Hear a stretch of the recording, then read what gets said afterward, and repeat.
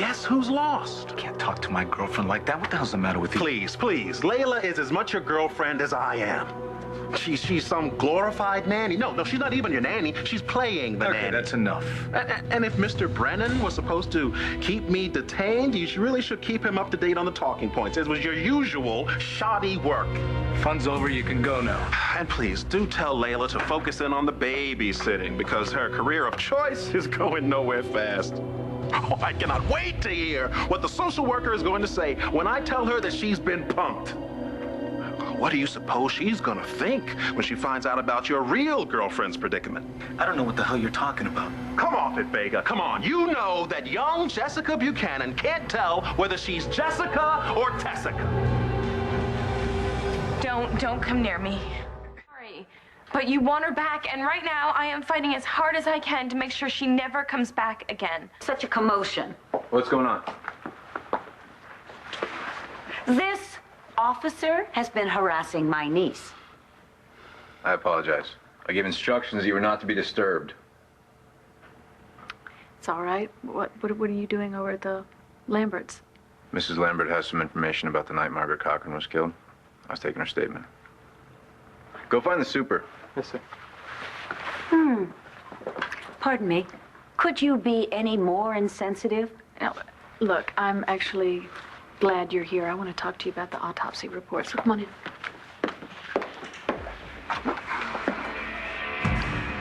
Don't make too much of my saving your life. There's no need to involve social services. So how are you planning to worm your way out of this one? Well, I don't have to worm my way out of anything. I'm Jamie's father. The court's decided she belongs with me. End of story. Well, maybe if you had spent any time with her. Instead, you're off taking care of the mentally ill. Leave Jessica out of this. I mean, how do you work this out anyway? Do you and Nash have some kind of timeshare arrangement? I mean, is she Jessica with you for a week and then she switches it off? I mean, hey, I don't know. Maybe it's ideal, right? I mean, you have a woman that keeps you guessing. Hey, you never know who you're going to wake up next to. What if Antonio needed your help? But Antonio. what can I say? I mean, you were there first. Too bad for Tess. Nash. Tess? Is that you? Hello, Matthew. Good news. Father's doing very, very well.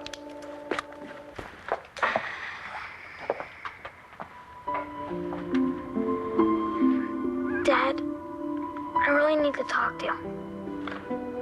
If you could just please wake up. I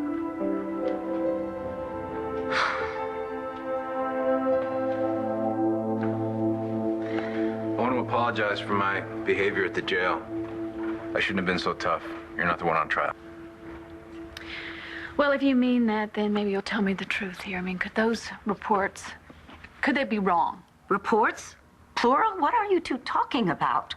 Evangeline Williamson hired an outside examiner to perform a second autopsy, but it backfired. Just confirmed the Lantano County Coroner's findings.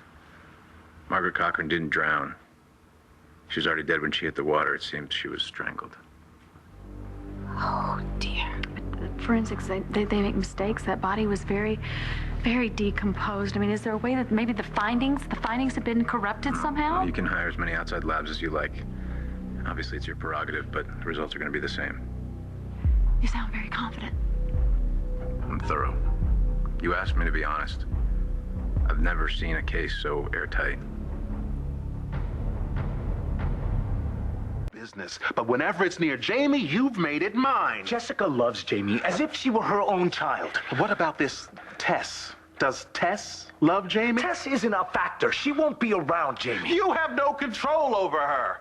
What about that fire at my apartment, huh? Jamie could have been killed. You know, I always thought there was something funny about Jessica smoking. That was a long time ago. I don't give a damn how long ago it was. And you know you'd be singing a different tune if it was Lindsay. Listen, leaving Jamie along with Tess is like leaving her on the freeway. It is not acceptable. I wouldn't do that. You wouldn't know. Antonio, I know the kind of damage that Vicky has done over the years when Niki or one of her alters is out running. Damn it, loose. RJ, I know a hell of a lot more. What? What do you know? Nothing. You've already done enough for me to win back custody. Look, if it weren't bad enough that you made up a girlfriend trying to fool the court and hide the fact that your real girlfriend is unstable, you're just unfit. Maybe well-intentioned, but unfit. And I figure that's all I need to make sure I get my granddaughter back by Christmas. I'm not Tess, so don't call me that. I'm sorry. It's just for a moment there, you really sound...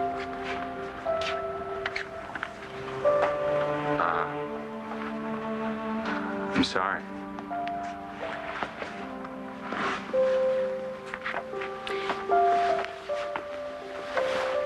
Ever since I lost her, it's been like there's something missing in my life. That's why this baby is everything that I've ever wanted. Could I just feel it? The baby? Please? Dad, if you can hear me, squeeze my hand.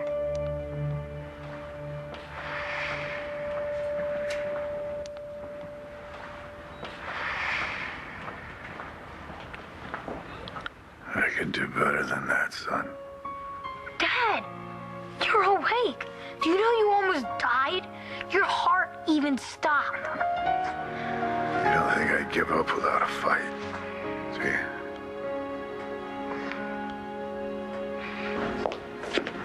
What are you doing in Beau's room? Checking up on my patient. Standard procedure. I don't want you alone with Beau ever again. You know, Paige, you're really starting to sound paranoid. Now, come on now. If I wanted to dispatch Beau, I would do it peacefully with a needle full of drugs. But hey, where's the challenge in that, huh? Besides, I'm not the one who's a murderer.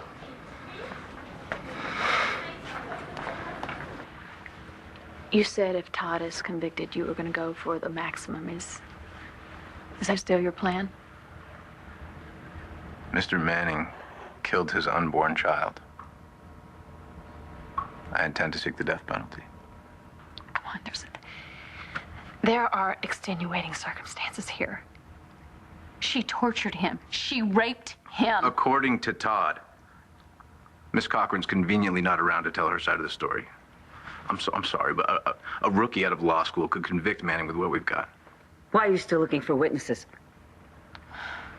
We got a call from your neighbor, Mrs. Lambert. She didn't want to come forward until her fiancé was arrested. What did she want? She ran into Todd the night Margaret Cochran was killed. In the hallway. He was covered with mud, and his clothes were sopping wet. He said he had been caught in the sudden downpour, but that never actually happened. She said he was acting strangely, so she went inside and watched him through the peephole. But he didn't go inside. He went downstairs. I am so sorry.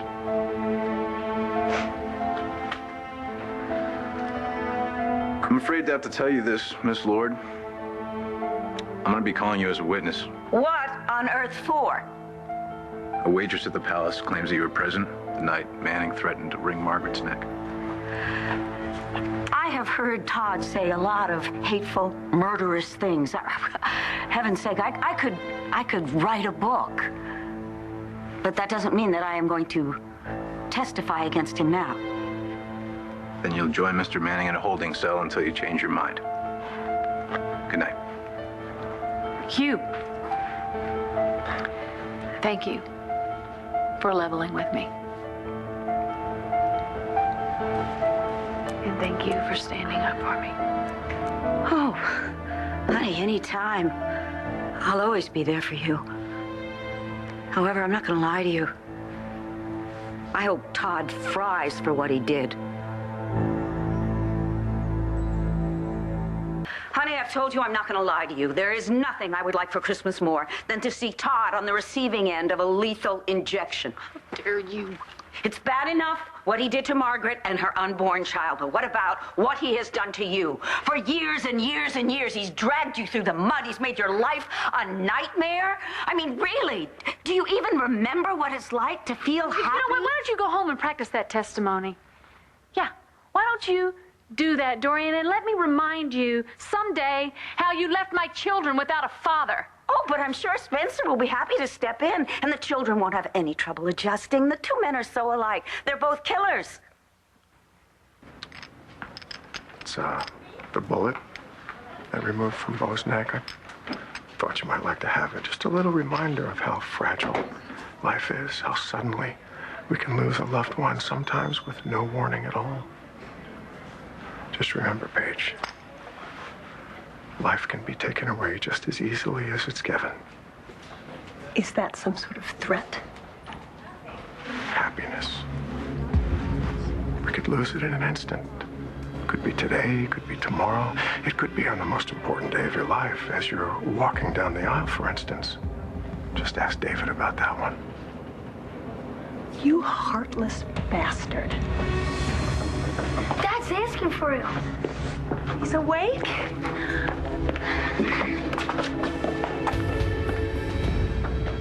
Do you have any idea how happy I am to see you? Show me. Hey, I heard you took a bullet for me and Chris. I always wanted a scar that told a good story. You know what they say, boss. Girls love scars. What'd I miss? You heard about Natalie, right? Yeah. I told her to stay away from Statesville. Yeah, well, I think she wishes she would have listened to you. She's pretty messed up. I know what you're thinking. Yeah, what's that? You always hurt the ones you care about the most. But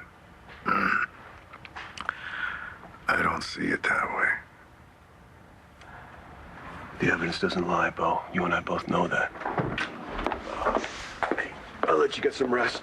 Oh, actually, we're going to take you for a CT scan, just to make sure everything's all right. That sounds like fun. You'll have my report in the morning, boss. No, you take your time. You get some rest, too. You too. Take good care. Oh, yeah.